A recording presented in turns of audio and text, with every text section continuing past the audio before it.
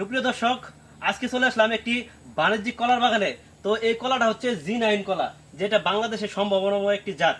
তো প্রথমে যার বাগান তার পরিচয়টা একটু জানবো। একটু পরিচয়টা যদি বলতেন, আপনার নামটা। আমার সুলতান।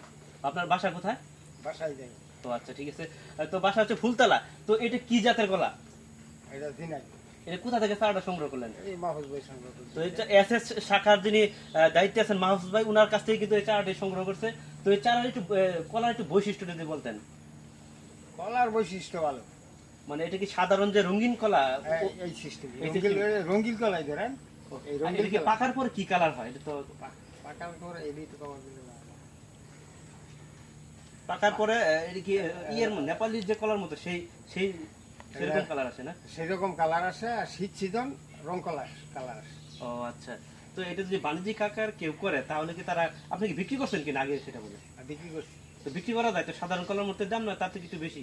তার সাথে একটু বেশি বেতন যায়, কিন্তু গাড়া বড় হইলে কলা আবাদ করা হইলে বেশি বেতন যায়, আবাদ না করা হইলে তো কোনোটাই বেচা চলে না। তার মানে কলা যদি ভালো হয় তাহলে সেখান থেকে ভালো দাম পাওয়া যায়। তো এই যে ছড়িটা দেখা যাচ্ছে, এটা এটা আপনার কিরকম দাম বিক্রি করা যেতে পারে? 700 টাকার মতো বিক্রি করা যাবে। তো 700 টাকার মতো বিক্রি করে দেবে। তো বাণিজ্যিক ভাবে মনে হয় করলে মোটামুটি লাভবান হতে পারবে মনে হয় কৃষক, নাকি? হ্যাঁ হ্যাঁ, লাভবান। তো যদি কেউ বাগান করেন তো অল্প পরিসরে একটু করে আপনারা একটু ট্রাই করে দেখতে পারেন, যেখান থেকে কিন্তু সফলতা পেতে পারেন। তো জি9 করা বাংলাদেশের একটি সম্ভাবনা জাত।